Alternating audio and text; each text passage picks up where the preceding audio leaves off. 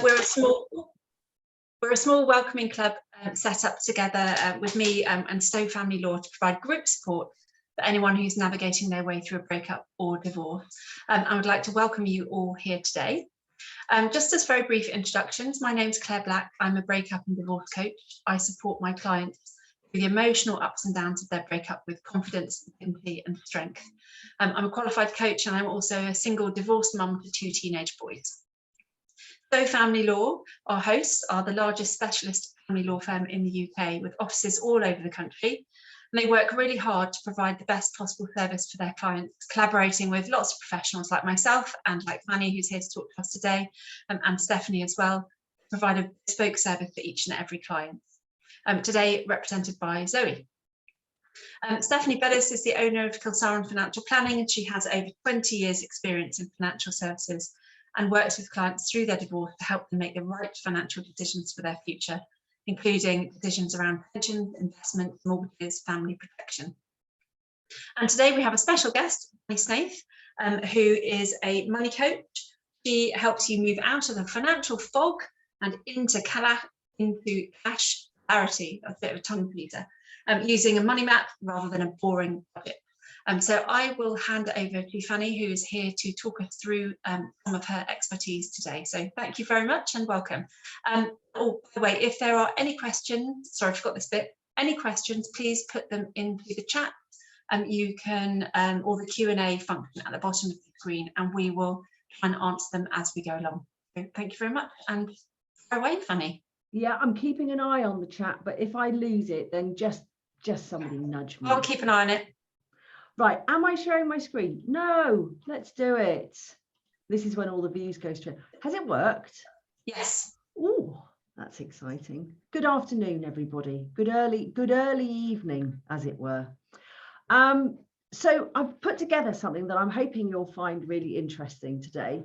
I've changed it up a little bit from normal to try and make it a bit more exciting, because money can be pretty boring sometimes and we don't want that. But what I would usually do when I start off these presentations, I would just go head on with the elephant in the room to start talking about money, because what we're told is that we don't like talking about money. We find it awkward and difficult, and that we would rather talk about sex and death than money. But the thing is, I can't really start off like that today, because money is, at the moment, it's everywhere. We are talking about every single thing that you see, the news, the radio, everything that you hear has just got money, money, money, money, money in it, about the cost of living, inflation, the whole lot. Even I got to chip in on live on Sky News back in May when I was asked my opinion about the interest rates. So it's not the elephant in the room, because we are talking about it right now. And thinking about the interest rates, we actually had another rise last week. Now, I probably don't need to go into all the different ways that we're being squeezed financially at the moment, because I'm sure that you're already feeling it. But what I'm concerned about particularly is that what I'm seeing is that it's extremely unlikely to ease up anytime soon. And I possibly, like you, as a middle income earner, have had the luxury of many things over the last few years, which I don't know about you, but I certainly have learned to take them for granted. I've had holidays. I know even with lockdowns, obviously, I've had holidays, Deliveroos, takeaways, restaurants, steady stream of Amazon parcels to the door, all of those kind of things. And my bank balance actually has been reasonably healthy, and my debts have been manageable. And actually, if I wasn't a money coach, I might not have to look at my finances very closely very often, because all was sort of looking okay. But unfortunately, that situation now seems to be changing, or have already changed. But the thing is, look, whichever situation that you're in now, whether, I'll mention whether you're going through a divorce, whether you're having a job change, whether you're in a good position, bad, we just have to take action wherever we are with our finances, because the cost of living and everything that's happening around us, it really does affect everyone. And whereas before it's been sort of a nice to do, it's not now, it's a must do. And for some of us, and sorry to do the doom and gloom bit, this could be our last chance if we don't do it. Because if not, the prices are going to go up so much that we're going to start dipping into our savings, and then we're going to start reaching for the credit card to go into debt. And we don't want to do that. The Bank of England has already predicted that 2022 is going to see the biggest squeeze on household budgets on record. And just this week, again, the interest rates have risen to the highest level in 13 years. Ooh, whoopee-doo. It's gone to like, what, 1.25%. What does that mean? Well, if you have to renegotiate your mortgage soon, that's going to make a big difference, but it's going to make absolutely barely like a difference on your savings. So it's interesting, right? Fuel prices still going up. We're being warned that food prices are going to go up a lot over the summer, and inflation is going to be in double figures in the next couple of months. Oh, and of course, we've got this another 42% rise on the electricity, on the energy rates come October. All good fun.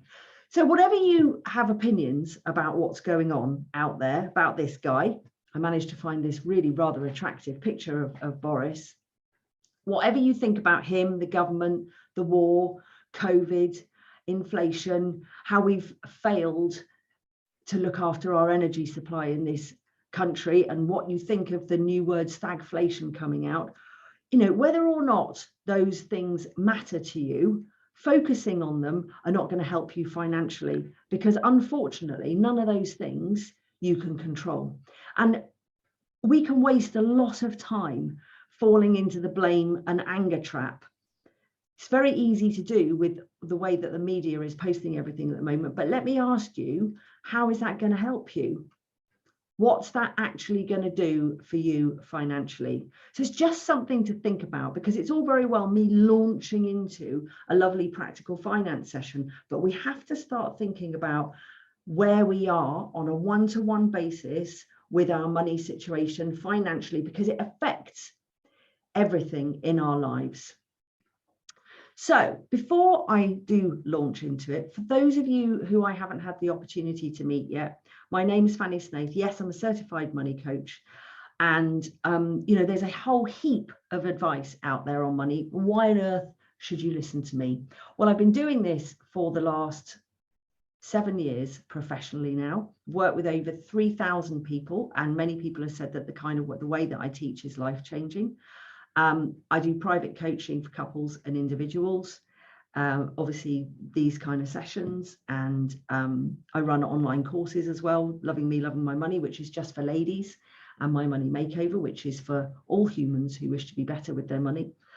But, you know, I didn't pop out of the womb being good with money, and I'm not always good with money. I have to watch myself the same as everybody else did. But I've developed my own money mapping system, money management system called Money Mapping, which I'm going to share with you tonight. I've built a net worth of well over £1 million while working part-time from home. I've got a very small number of properties and a self-managed portfolio of funds and shares, etc. But I've been through a lot of the issues that I'm going to be talking about today. So there you go, that's me. So like I said, I've been coaching now for about 7 years. And focusing on money and life, really, because I found that they're inextricably connected. And I know from experience that there are loads of reasons why people don't manage their money on a practical level, but not once ever has the reason been that people say that they want to be poor. Now, I know that managing money really isn't the most sexy of tasks, especially when we talk about budgets and bank statements and all those boring words that begin with B. And, you know, we just have to move away from that, because when I started as a money coach, I did actually focus on the practical side of money. And I would sit there with my amazing spreadsheets, right, that I used to get really excited about, with my amazing spreadsheets, and highly qualified professional people would come along and pay me well to teach them how to do their practical finance. But what would happen is that it didn't work, because what they did is I'd be teaching them and they'd just be like gazing out of the window, or they burst into floods of tears. That happened, or just sort of glaze over and sort of go, yeah. And it made me realize that actually it's rarely down to ability. that people can't manage their money. Most of us, unless we've got some kind of disability or whatever, most of us, we have the ability, but we just don't do it for some reason. And it's going to do with what's going on in our minds. And I discovered as well that talking to people, especially those who didn't manage their money, what they were doing is that they were enduring their financial life. It was something that they had to do, that they were being dragged through. And, you know, how you're not really going to do it, are you? I mean, cleaning the toilet is going to be far more exciting than doing that if you really don't want to do it. So I realized that I got to change things up a bit. So the financial adventure was born. And I thought that if we can approach finances in a different way, with fun, with our explorer's hat on, and with curiosity, maybe we can actually move forward with this. And so I devised the financial adventure, and I thought, okay, well, what do we need to go on a financial adventure? We need a map, which is essentially your budget, but we do it a bit differently. Compass, make sure that you're on track. We need a destination. Obviously, you want to know where we're going, whether it be here, or 10, 15 years away, 50 years away, whatever age you are. But we also need to be fit and motivated, because we ain't going to go if we don't want to go. So we've got to want to go. And that's down to how we think and how we feel about our adventure. Now, when we talk about adventure, let me get this really straight with you. I'm not talking about Dora the Explorer. It is quite often Indiana Jones. And yes, you may find yourself sometimes running down a corridor with a fireball chasing behind you, and then at the end of it, a nest of vipers that you've got to leap into. I'm not going to say it's all plain sailing, but actually, if it's approached with curiosity and as a new subject, as something that can be explored, and we can accept failures, we can look to successes and chant about our wins, cheer our wins, maybe we get a little bit further. But before we can do all that, I'm going to shine the light on this bit a little bit first before I go into the money mapping. We have to understand our relationship with money. It really is absolutely step one. I mean, unless you've got a really good relationship with money already, you're not going to change unless you look at this first. Let's think about it for a minute. Money can be viewed in different ways. Isn't it odd how sometimes it can be viewed as a lovely, good servant, and other times it's a sadistic master? And have you noticed that actually this changes depending on how much money you have or how the money is flowing through your life at any given time? When everything's going well, and if you're, I don't know, if you've got a business, you've got loads of money coming in, or you're feeling sort of pretty on top of it, or maybe you've got an inheritance, or everything's going right. Isn't it wonderful how we like looking at our bank statements then? But then when things start to go a bit Pete Tong, that's the last thing we want to look at, right? Because it's going to help us, it's going to make us feel anxious and fearful. The problem is, we say that money is just an awful thing. Somebody actually said to me the other day, I hate money. And I said to them, no, you don't. You don't hate money. You can't hate money, because money is just a tool that we use. It's the emotions and the feelings that you attach to it that you dislike. And actually, money isn't the problem for any of us. What is the problem is when it comes to exchanging it. The only problems come is when we need to start exchanging it between, like, bringing it in, but taking it out. And it's the feelings and beliefs that we attach to the exchange. And the thing is, money gets the blame because those feelings and beliefs that we have, money really magnifies it. Like when things are going well, we feel super good. And when things are going not so well, we feel super bad. So we have a relationship with money, with the exchange of money, with the tool and its exchange. And how do we get that relationship? Well, the way that we experience money in our early life is key.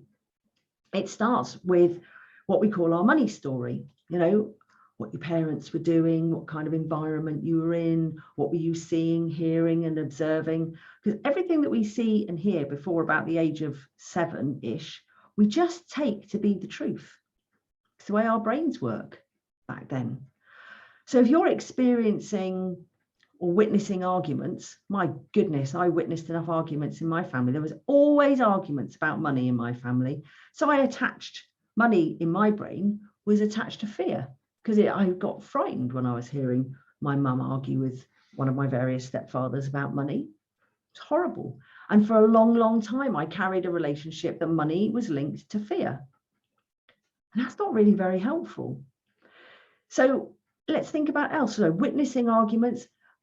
I hear children saying to me, or adults saying to me now of their childhood, that they were defined by their wealth, even at primary school. I always remember going to my mate's house and he had a much nicer house than I did, and I didn't want to go home. Right? So we're getting defined by our wealth that early. And all of these things can trigger like a whole raft of emotions: anxiety, resentment, elitism, I see come up. And we're going to carry these through life. And those in turn create what we call our money identity, how we see ourselves with money. It's really important to take this on board. But the other thing that I found out, which came out especially with me, I was doing all this work with the Money Coaching Institute, studying my relationship with money, looking at my money story, and it's like, yeah, it was okay, but there were still some holes that weren't there. And I had to then look at the relationship I have with myself, because our confidence, self-esteem, self-worth are also really important factors, and that might not have anything to do with money. Trauma, for instance, everybody talks about trauma now, and we think that we have to have these great huge events in our lives to call it trauma, but no, there's big T and little t trauma. Things that people have said to you: bullying, being put down, being shown up, feeling that we don't fit in, being told that we're a disappointment, being told that we're bad or good for doing something. That conditional worth that we seem to have with our parents, even though they didn't mean to do it. All of those kind of aspects affect our confidence, and that's going to affect primarily how we thrive or survive. And we can't hide from our relationship with money, because we're with money 24/7. 365 days a year, every single year of our lives. Somewhere, somehow now, you are spending money, whether it be charging your phone, something on standby, or whatever. But we're all different. And that's why, probably one of the reasons why we find it hard to talk about, because it's not straightforward just to bring into general conversation. But let's be clear, it's at times like this, these economic times, and at times of divorce, separation, family problems, etc., that our feelings and beliefs show up really clearly and magnified with money issues. I think we've probably all experienced it at some point.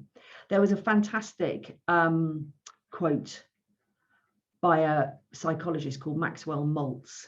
He wrote a brilliant book, actually, which I recommend to anybody watching this, and it's got a really catchy title called Psycho-Cybernetics. It's a really, really good book. And his quote, I'm going to show it to you, and it's like, I saw it and went like, oh my God. And it's you can never outperform your own self-image. It's quite scary, that, isn't it, really? So have a think about that. Our identity about ourselves is very broad, and it obviously includes money. But when I'm talking to people about money and life, they're talking about fear, anger, guilt, shame, anxiety, never enough, a feeling of never being enough, glass ceilings, all that kind of stuff.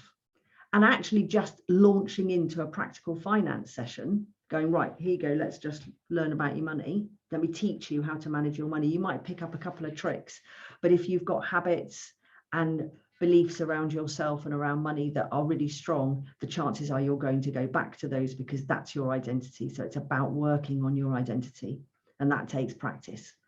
And if we've got time, I'll go into that as well today. So what I find is people tend to go one of three ways when it comes to their relationship with money and how they manage it. And it's a bit harsh, but it's what I see. And it's the way of the warrior, the way of the wanderer, which is probably most people, and then the way of the weak, which means head in the sand and not really doing anything. Let's have a quick look at Sam. Sam came to me, she was a client, she came to me and she didn't know how to manage her money on a practical level. I asked her loads of questions around her values, around her, the feelings that she had with exchange with money. Did she like giving and receiving gifts? Did she find it easy? What was she like with receiving compliments? All that kind of stuff. And actually, she seemed pretty balanced with it all. She wanted to learn how to invest. She was starting a business. She had a really good business plan that she, real good plans for the business. All sounded pretty sound to me. And she was just one of those people that when you come up against a problem, you analyze the problem, think about how you can solve it, find the help and do it. Brilliant. Love that. Wouldn't it be great if we were all like that? So I could just give her a lesson in practical finance and off she went. It was brilliant. Alex, on the other hand, was slightly different. She'd never learned how to manage her money either, but she'd taken a long time to take a decision to do something about it. And actually making decisions around money stuff wasn't her forte at all. Thinking about her values, she loved giving presents. In fact, she was pretty over generous as well. But when anybody wanted to give her presents, she didn't deserve it. And whenever anybody gave her compliments about something, she just batted it aside and didn't accept it. Really telltale when people do that. Have a listen to what your reactions are when that happens. On top of that, she said that money wasn't really important to her. And even though she ran a little business, she just wanted to earn enough money to pay the bills. And, as long as that was okay, we'd be happy. But then on the other hand, she sort of lived for today. She, didn't really think about the future. And really, generally, she sort of lived her life looking after other people and didn't really care much for herself and her low self-worth and esteem. So for me, sitting down and actually teaching Alex, doing a practical finance session with Alex, I didn't really want to take her money. So we had to approach it a different way, because I was pretty sure that when she did that practical finance session, I see it all the time, that she'd just go back to her old ways and she wouldn't do something. We've probably all started a budget, started a diet, started to do something. I'm going to get up at 6 o'clock in the morning, and then we drift back to our old habits. It's because we are 95% habits, and our identity of that habit is just attached to us, and we have to learn how to break that. And we can. You can, but you just got to focus on it, and sometimes it takes a little bit more work than we think. So just quickly, 5 common beliefs that will hold you back, but they're so common.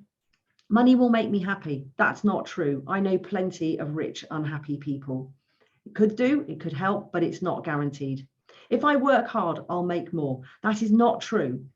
I know plenty of people who work really hard, who earn really awful wages. And I know people who like, they can work around the clock and they don't actually get paid any more than people who just seem to get it right. If I don't make enough money to save money, this is not true. Even if you take an old pesto jar, clean it out, put a sticker on the outside and put a penny in it, you are now a saver. That language is really going to hold you back from moving forward. I don't have enough money to save. What are you telling your brain? We need to change that language. Yes, I'm a saver. Might only be a penny a week, but it doesn't matter. I'm still a saver. I can afford the payment. Taking on debt is okay. That's not necessarily true. Because if you can afford one payment for something, it doesn't mean to say that you can afford the thing that you're using your future wages to buy, if that's the case. Klarna, Lay-Buy, and all those kind of companies at the moment are doing a booming trade. There's a really interesting panorama on the subject. It's on Catch Up. All this buy now, pay later. If it's fine if you can have the money and you pay it off, but once we start going wrong with those kind of things, or putting things on credit cards and paying interest, it's a slippery slope. And fact is, we're paying over 120 plus million pounds every day in this country on credit card and personal loan interest, not including mortgages, just those two things. And so we have a problem, and we don't want to join that problem. So it's not a good belief. Money is the root of all evil.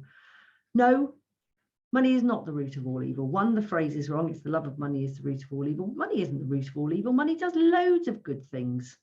And if money gets into the hands of evil people, it might do evil things. But if it gets into the hand of good people, it does lots of good things as well. And dirty money and the filthy rich, those little secret little phrases we have in the back of our hands, they're not helpful either. Comes from the fact that money is actually quite dirty because it gets passed from people, person to person, but most of it's digital now anyway. So, and filthy rich, we call them the filthy rich because they handled a lot of dirty money. They have more money than the poor. But I mean, really, just not very useful, are they? So look, that's just setting the scene for you to just think about when you're looking to manage your practical finances and you're sitting there and I'm going to go through money mapping and you're sort of going, well, this sounds interesting, but I'm not going to do it, am I? Really, in the back of your mind, just have a little think about why. And it's okay. It's not your fault. It's not your fault if you come up against resistance with it. Promise you, it's not your fault. But what is your responsibility is to think about how to tackle it rather than walking away and leaving it for another day, week, month, year. Because right now in this country, we cannot afford to do so unless you've just had a massive pay rise. That's the truth. So let your financial adventure begin. Well, let's go into money mapping. I'm going to take you through how I organize my money. And I'm not going to lie, it takes a little bit of setting up, but once it's set up, it works very well. And I've seen it work well for many, many, many customers. And it's called, look at that. Isn't that a beautiful PowerPoint slide? It took me hours to do that, doing those words. Pretty, isn't it? So it's called the money mapping system, the money management system that works. And what we're doing is we're mapping out our money for our adventure. We're not creating a budget. We're going to be giving every single pound a purpose, and we're going to be having it as a map to help us to go in the right direction of where we want on our financial adventure. And sure, you're going to come off track, but we get back on.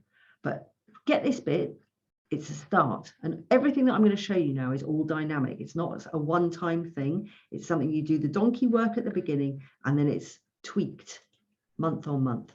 So first of all, if you're not managing your money, the easiest way to get your first step on that ladder is to create a space in your home for your money. Have everything together, because there's nothing worse than when you go to start doing a task and you've got to go and pull out bits of paper out of the dog bed or from behind the radiator or from beside the bed where you've opened a bill in bed and got depressed and used it as a coffee stand for the last 3 months. Just get everything together and put it into folders, get some nice pens, you know, be that hunter-gatherer. Set up a little folder on your PC, either an email folder where you, when you get a thing, your bill is ready to pay for these, just go boop, you know, just boop, just pop it into a folder.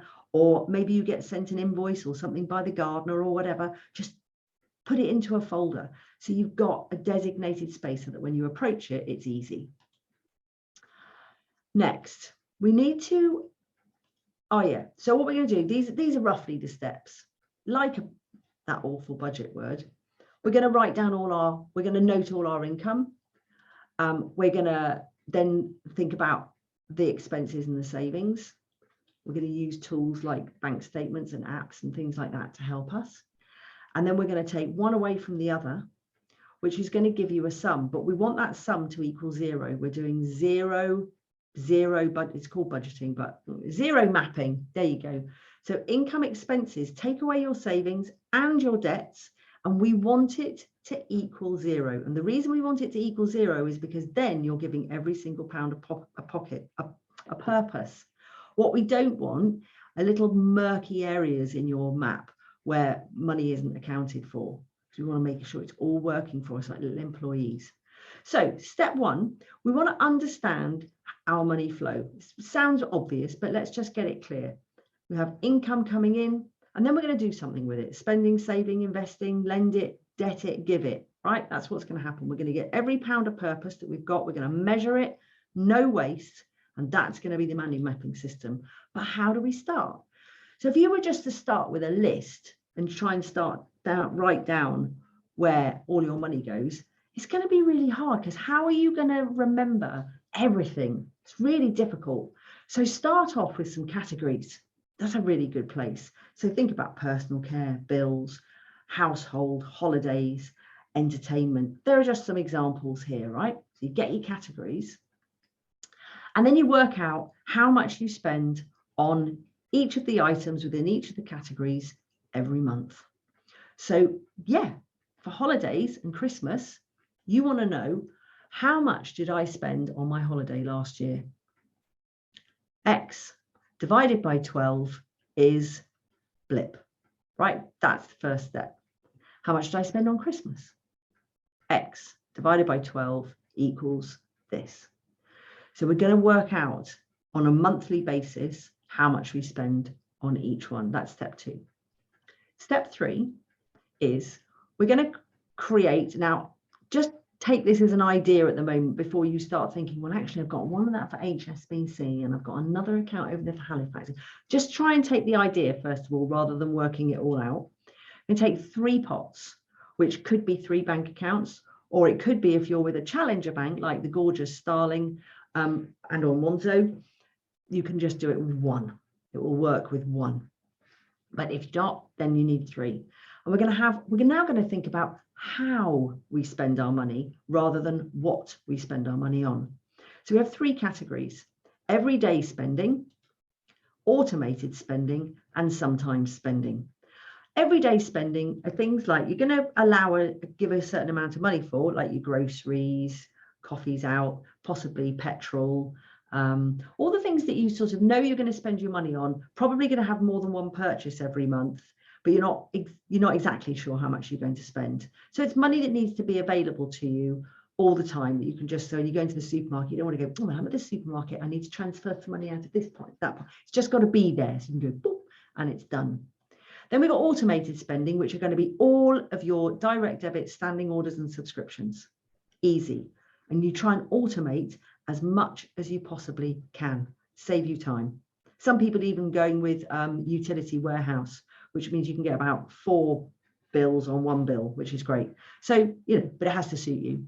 But we automate as much as we can. And then we have sometimes spending, which are like irregular expenses. All the accountants will know about those, those things that don't come up every month. So that could also include, you've got holidays, Christmas, but it could be clothes, it could be the dentist, it could be the optician, hairdressers, all those kind of things that you don't do regularly every month. So let's go back to this categories again. And this time, let's organize it into the pots. So we're not going to ditch the categories, but we want to also see what it looks like in the pots. So we've got the amounts, but we're also thinking, well, how are we going to organize the actual cash? We're going to organize it into the pots. We don't forget our savings and our debts, and we automate those as well as much as possible. And so we just have everything. They're safe containers for your money. So you know how much you've got coming in and going out, where, how, and what across the month. It's not set in stone, but it is, a really good template, a map to follow. So as soon as you get paid, or if you're self-employed, we can work, there's always a workaround. I'm self-employed, my husband's self-employed, I've been self-employed for 22 years. As soon as you get paid, you separate your money into those pots. So you know that you're going to have all your bills covered, you're saving for the sometimes spends, and you'll have money there for the things that you need now. So, bank account or pot 1, everyday spending. 2, automated spending. All of those direct debits, etc. 3, sometimes spending. And that's how it works. You have it all there. Now, tools that you can use to do this are, I use Starling Bank Account. I think it's brilliant. I don't know if anybody here is using challenger banks, but just roughly to explain, the challenger banks that you have now have the most wonderful thing in the fact you have the current account in the middle, and then you can create pots or spaces around it. So you can set up like a little mini direct debit to go from your current account into the Christmas pot, for instance, every month, and it'll do it automatically and not show it as a balance in the main current account in the middle. Bloody marvelous. You can also have a pot called bills, and actually all of that automated spending can go into the bills pot. And now I know on Starling, I'm not so sure about Monzo, you can actually pay from that pot. Incredible. So you can set up pots so you can manage your spending. So for instance, if you don't buy clothes every month, but you set yourself a yearly budget of whatever, you start putting money in there. And then when you go and you see a £300 pair of boots in Hobbs, and you look at your phone or whatever and you go, I've got £302. You go, yeah, I can buy them. But if you haven't, then you have to decide, are you going to take some money from another pot? How are you going to do it? But at least it's not just going, yeah, I got a pair of boots, fantastic, let's buy them. Oh no, I really couldn't have afforded that. I forgot about the car insurance coming up next month. So it's just about giving everything, giving every pound a purpose and putting them in the pots.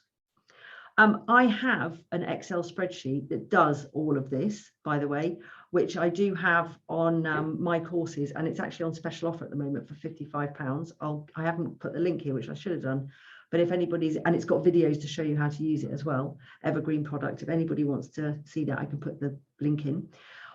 One of the other tools that I use is Money Dashboard. It's a free app, and it puts all your transactions from different accounts and different credit cards in one place.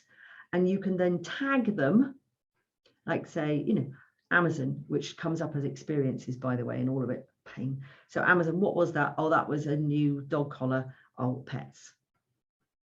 And then that might go under household. So it's a way of tracking everything and then really doing your monthly reconciliations, which is obviously something you're going to do. There's no point having a map if you're not going to stay on track. Excuse me. It's a really good way of being able to know how much you spend at the end of the month really quickly. I did my family expenses, family of 4, and we have a lot of transactions in 20 minutes. I think that's pretty good, actually. If you use cash, you're going to need to log that, but I know most people don't, and this is why we have this sort of rather ugly wallet here. And this is a free app you can get, and it's imaginatively called Spending Tracker. And you put in your cash sales there. So before I go on, has anybody got any questions about about what I've asked so far? There's a question, yes, Fanny. Why Starling key advantages? Yes. What are the key advantages of Starling? Well, I think the key advantages are the pots, are the spaces that you can have. The key advantages that I use is that when I want to send money to my children, or I want to pay somebody, you can just hold the phone close and it'll just pay. Love that. But I think the major thing is the fact that it has the spaces, so you can separate money from your current account. You don't actually need 3 bank accounts to run this system if you have Starling. Monzo, I like as well. I think Monzo, I don't know. I just prefer Starling. It's my own personal choice. So it's certainly not a recommendation for anybody. And of course, you can do it with traditional bank accounts. You can have one for a current account. You can have a bills account, and use one that you use for savings for the pots. But if you do that with a 3rd bank account for your sometimes spends, you're going to have to manage it more, because you're not going to know which bit of money's for Christmas and which bit's for haircuts and dentists. You're going to have to do a little bit of accounting to separate it out, so that you haven't just got one big pot, because then you're back into the same old trap of, oh yeah, just got paid, got loads of money, let's go and spend. And then you get to the 2 weeks before payday and it's all gone. Another question for me. What was the budgeting app? The budget, this one is Money Dashboard. That's the one that's a really good app, where you plug your bank details in. Yes, they collect data, but it's not personal. And they have some really fancy tricks, like you can put in what bills are coming up and all sorts of things. And it's a great way so that you don't have to go, okay, so now I've got to do some reconciliation. I've got that bank account. Then I've got that bank account. Then I've got, it puts it all into the one place. So you're just getting all the info from a central location. Really good. Really, really, really good. Okay. How simple is it to swap over from, let's say you're with, I don't know, one of the more traditional banks, Barclays or Lloyds or whatever. How simple is it to swap it to something like Starling? Well, the first decision is to make, do you want to switch, or do you want to have it as an and? People tend to change their bank accounts less often than as their partner. That's actually a fact, apparently. But to switch, well, you can just go and download the Starling app. now, and you can open up a Starling account and then just go switch, put the account that you want to switch in from to, and they will do the work for you. I will put a little bit of a star by that, a little bit of a caveat, in the fact that they're very good at doing direct debits. They don't do standing orders. And what they won't do either is they won't actually copy over all the payees you've got set up in your current bank account. So it's always good to make a note of those first. And actually, quite often, if you go through your payees, you could probably do with a bit of a clear out of some of them, you know, paying the babysitter and your child's now 36. You know, you still got the direct debit from that, or the standing order from that. So you do, there is a bit of work, but in general, you need to watch it, but they do it for you. It's pretty good. I've had good experience from it, from any account really. There are a lot of people are doing the switching now, but there's probably people who are far more professional on this kind of subject than I am in the room. But I experience a lot of people doing it, and it's good. So what would you like to do? Do you want to stop, or shall I talk a little bit about the money types and how you can start to reprogram your brain if you've got resistance to managing your finances? What would be most useful, do you think? That sounds very useful. Should we do it? Okay. Yeah. So the money mapping is, if I was to recap it, obviously I have an Excel spreadsheet that's set up to do this, and I do have it available to you at a discounted price of £55 down from 88 at the moment. What I would say to you, if you're starting on your own to do it, you can do all of this on a piece of paper, but it's the approach that's the most important. You're doing something new. You're not expected to be brilliant at it. You're not expected to have it perfect on day one. It's not going to be completed in an hour. It's going to take some time. It's a gradual switch, and try and imagine what it will feel like when you've done it and you're living your life, your financial life, possibly for the first time, on the front foot. By jingo, nothing feels better. Bonnie, who was on my course last year, she'd been money mapping for a year, and she bumped into me just after Christmas, and she said, Fanny, I cannot tell you what a difference, how different my life is now with money mapping. She said, I've just had Christmas and I was saving up every month from January. So all the money was there for Christmas. Actually, I had a little bit of money left over, but it wasn't just the fact that it was there, but the whole ethos, the whole feeling around me buying presents for my family and friends just felt so much more joyous. I suppose you're not thinking about, can I afford to spend this money? Because you know you can, whatever that is, and you've got your budget. So you're working within your means. Well, with knowledge, it's about clarity, isn't it? It's about clarity, but it's also about you know, you're making the plans in advance. So there is no negative emotion attached to that spending. It's only positive, because that money was set aside exactly for that purpose. And now there is joy in giving it that purpose. Rather than thinking halfway through November, thinking, God, I'm going to have to get through Christmas. How the hell am I going to do this? And every present you buy, you sort of think, oh, that'll do, or, oh my God, I've spent more, or I should buy, you know, all of those things that come up for all of us, right? It's every single one of us have that. So there was a very famous quote by a writer called Ayn Rand. And she said, money is simply a tool. It will take you wherever you wish to go, but it will not replace you as the driver. So my question to you is, what kind of driver are you of your financial life? Now let's go back to this adventure. When you go on your adventure, I'm not expecting you to go on foot. I'm expecting you to travel in a beautiful, I'm going to give you a beautiful tour bus. Okay. And on the tour bus, there are going to be some passengers, and they are going to be what we know as the money types. Now, the money types are there as a framework to help you, once you're starting to be conscious and aware of your behavior and your feelings around money, it's giving you a framework to be able to name the behavior So you can change it. We always say at the Money Coaching Institute, if you can name it, you can change it. So what I'm saying to you is that when you realize you're behaving in a particular way, like, oh my God, I don't know what to do, or I don't want to deal with it, I just want to put my head in the sand, it's good to be able to give that a name, right? And that just happens to be one of the money types. So we have 8 characters who all think and behave very differently when it comes to money. And here they are.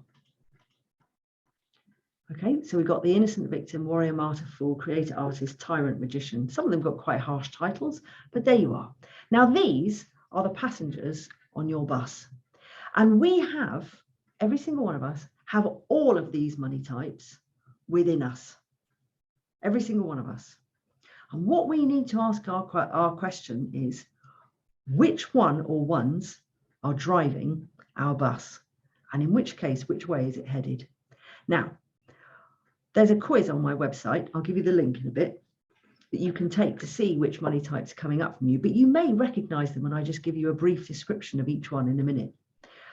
But what I want to say to you is really important. These money types are not who you are. They are where you are. It is all dynamic because we can change it, right? We can reprogram our brains to think and believe and behave in a different way. You'll know this already because you will have taught yourself to do things as you get older, and we can teach ourselves to do things, but we do have to take a bit of time and put a bit of effort in, but we can do that. Now, let me run through them all so you get an idea of who they are. Let me know in the chat who you recognize coming up for you as your drivers. Don't be shy. It's okay. We all have them. My favorite was actually tyrant. You wait till you hear about that one. It's not very pleasant at all. Anyway, so starting with the innocent. The innocent is sort of like the money child.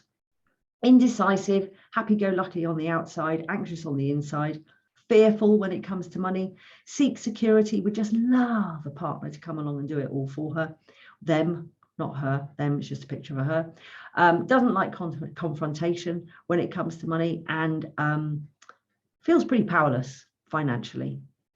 Victim, loves to blame others, probably had a load of crap gone on in their lives, really fantastically exciting story to tell people, but just continues to tell it and in turn lives there and starts to believe the perception of the story possibly rather than the reality. I'm not going to say that rubbish didn't happen, it probably did, but sometimes just repeating things really isn't very healthy.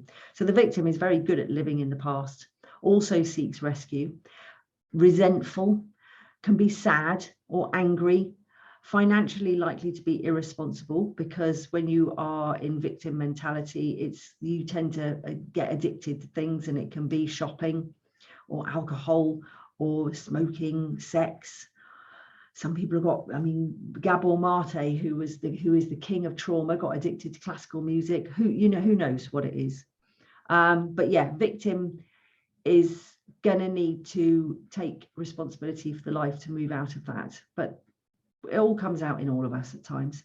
Warrior, brilliant, money type of action. Powerful, driven, loyal, competitive, good at sales if you've got a business.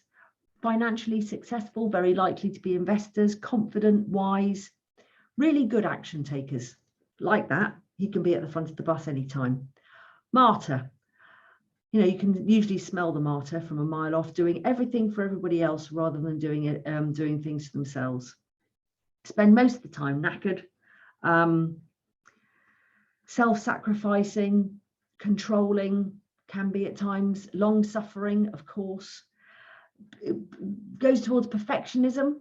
Well, if I don't do it, then who's going to do it as well as me? Ends up being very disappointed in other people letting them down because they're not as good as them. People don't do things as well as them. But this is the money type of service. Give, give, give, give, give, give, give. And again, doesn't value themselves because they give more than they can receive. And yeah, quite exhausting. Then we've got the fool, roller coaster of a financial life. Like they say, the fool and his money is soon parted. Usually pretty true, but can have a lot of money sometimes. But let's say the due diligence isn't really in their vocabulary.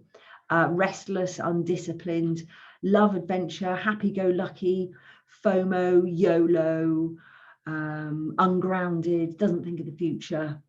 Lovely, but really not that great with money. Spend now, think about it later. Creator artist. We love the creator artist, got some lovely traits: spiritual, creative, internal emotive, like a typical artist, but there are some other traits like conflicted, quite a lot of noble poverty. Oh, you know, well, it's like I do all this for other people, give it, you know, I give money away, or I don't, you know, we don't want to be rich. I'm not going to say it, but quite a lot of Guardian readers can be the noble poverty people. You know, those socialists who, I'm not going into it. I had a cousin who was very in that realm. But anyway, conflicted, doesn't know quite where they fit into the world when it comes to money, sort of thinks there's lots of starving children around the world and I shouldn't be rich, but then sort of looks at their mate's new car and sort of has a little bit of a yearn. So it's a tricky path for the creator artists. And what tends to happen is they then tend to detach themselves from money. Money's not important to me. And obviously non-materialistic. So yeah, it's quite conflicting. The tyrant, on the other hand, has absolutely no time for the creator artist whatsoever, because for the tyrant, it's all about money, money, money, money, money, money, money. You can never have enough money. Always got to have more. Usually financially successful, but also controlling, rigid, manipulative, oppressive. Wouldn't even think twice about throwing a colleague under the bus to save his own skin. Secretive, can be defensive. But what's really the sad part of it with the tyrant is it's usually based in fear, because the things that the tyrant wants can't usually buy love, attention, connection, and all those kind of things. And they think that a good way to do it is through money. Donald Trump comes to mind when I think about that, and quite a few other leaders as well in the world. And then we've got the magician, and the magician is, I mean, the magician's just, he's cracked it, right? Because he is the money type of faith, trust, and balance. How nice is that? So he's experienced all the positive parts of some of the other money types and embraced those, and managed to push away all the negative parts, and lives in a state of faith, trust, and balance, wise, conscious, vibrant, generous, open to flow, unattached to the outcome of things. So he's made a decision and then it's whatever happens. He's not going to resent it and all that kind of stuff. Resourceful, transforms reality, and an all-round good type. Definitely want them at the wheel of our bus. So magician, warrior at the wheel, creator, artist alongside, and quite frankly, the others can all go to the back seat and take a nap. They're not going to leave the bus, unfortunately. They're going to get up every now and again. There's the link to the quiz on my website. So just quickly, because I'm looking at the time, the warrior and the magician are the ones that we want.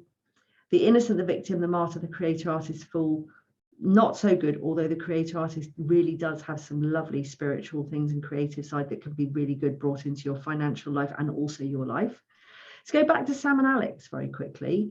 So let's see if we can apply the money types to these two. Sam, right, who seemed to have got it all together.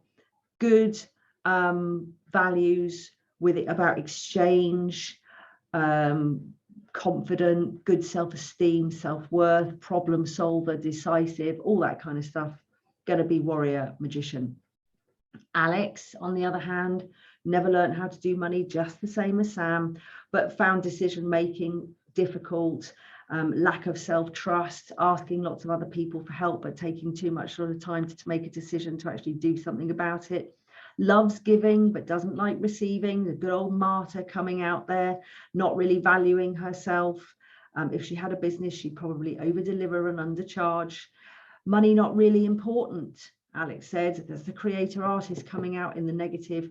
And there's probably a bit of fool in there, actually, which I haven't got here, which is living for today and not really thinking about the future. And I can guarantee you that with all those traits, the victim is going to come out. So if you feel that you're in Alex's camp, it's time to think about doing something with it. And I've got a list of questions for you that you can do on your own over 18 cups of coffee to really dig into.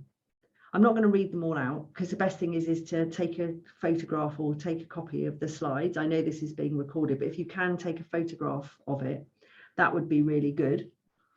But look, there's so many questions to ask you to help you to start reprogramming your mind.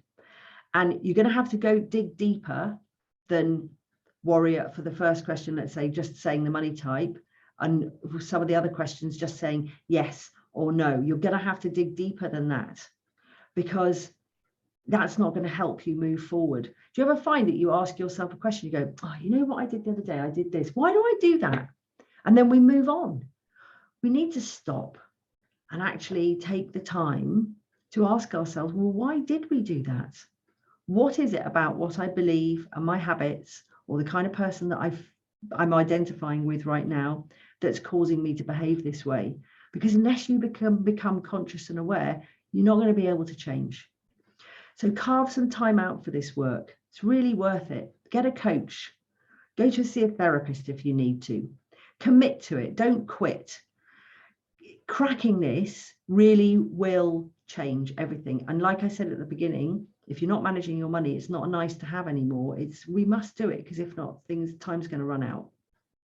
And the interesting part of it is, and I love this, commitment is only ever tested when we don't want to do what we're committed to doing.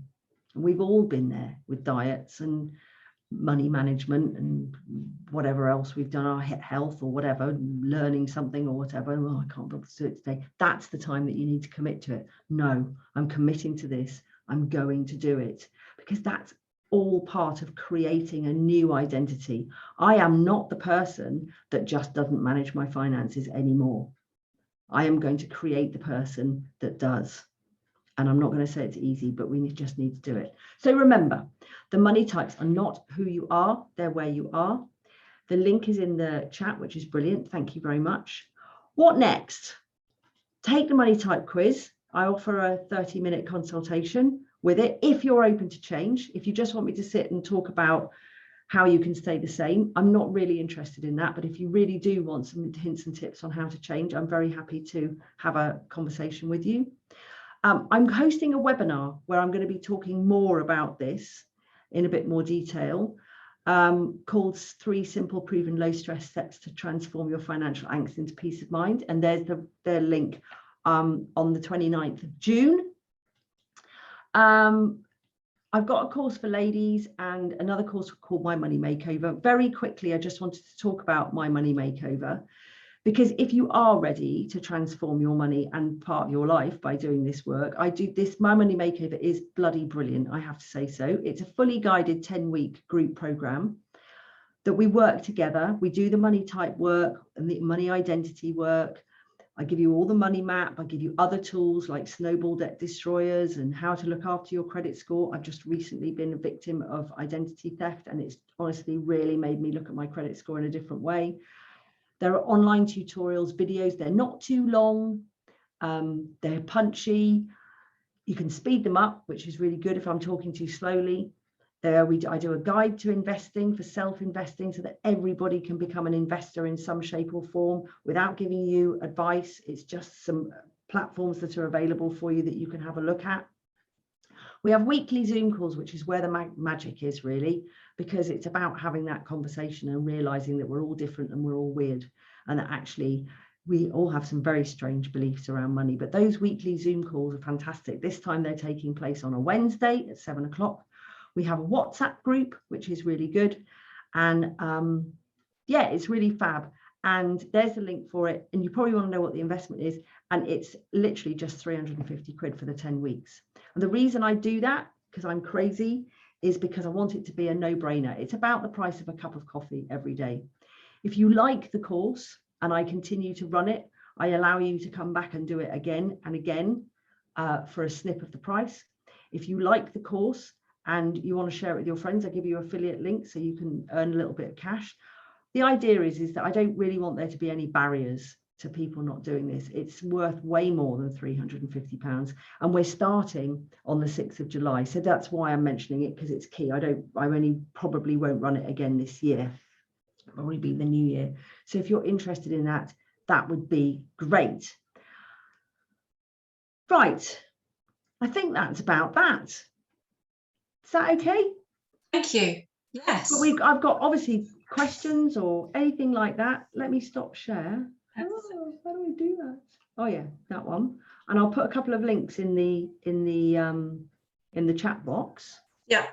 I think also Kate tomorrow will send out an email with all of these links in, so that anybody who's watching who wants to join any of these, any of Fanny's groups, or do any of the quizzes on the website, or take advantage of the 30-minute money type discussion, etc., etc. Those links will all be in the email that Kate will send out tomorrow, along with a recording of the session. Yeah. Were there any questions? Maybe there are some people who've booked on who are actually deciding to go out and enjoy the sunshine. Hopefully they will watch it too. There is a question just popped in. Why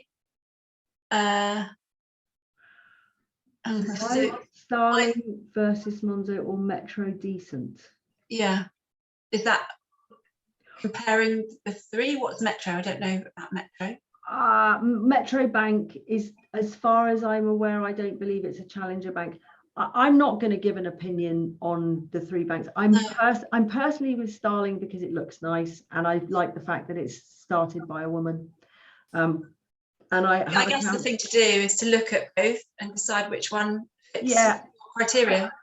Yes, I would look at it, and I would. I mean, Monzo looks very pretty. It's got. I do have an account with Monzo, but I use it for a different purpose.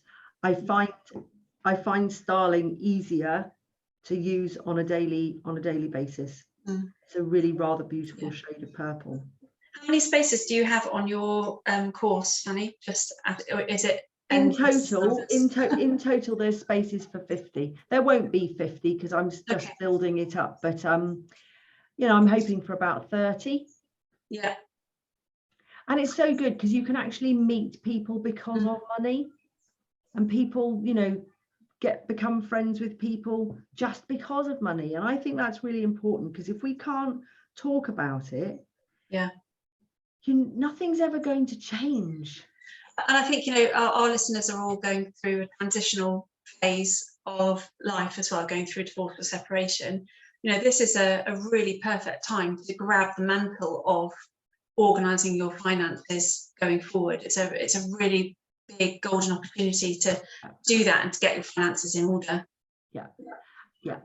And you know, it's so empowering for if you going through that transition. I mean, I watched my mum get divorced 3 times, and you know, she avoided looking after her money for such a long time, and in the end she set up a little business and she ended up managing her money, but it wasn't great. But when I see people suddenly live their financial life on the front foot rather than on the back foot, it makes a massive difference to your self-esteem, to just everything in your life. Because let's face it, we worry about money. Most 75% of employees are saying 75 or 77 are saying that their work is affected because of what their thoughts about money. That's just wrong. And I think, you know, that there's a message just come through on the chat as well. If you've been in a relationship perhaps where you haven't been in control of money, or where your ex-partner has very much controlled the money, and you're in a situation where you've got a financial settlement now that's coming in, this is absolutely the time to really take it by the reins. Well, you know, I tell you another reason why that's such a good time. Because if you've just had a financial settlement, bearing in mind that we're in June, if you're wanting to save up for Christmas, a lot of us, if you're starting this and you're just going on normal finances, you've missed the first 6 months. So if you want to have enough for Christmas, you're going to have to put double in each of the pots to get for Christmas. If you've got a financial settlement, you start off from such a positive place, because you can charge some of those pots in advance. Yeah. And it's a really amazing head start.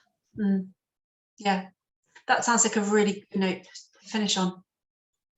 So I'd just like to thank everybody for coming along. Thank you for listening. Thank you, Fanny, for sharing all of that massively valuable and important knowledge that you have and expertise. It's been really, really useful. So thank you very much. And I hope everybody goes and has a look at your website and at least does the money, you know, archetype kind of quiz. So thank you very much, everybody, and thank you. We look forward to seeing you at the next Break-Up Club. And thank you, Stephanie and Zoe, as well.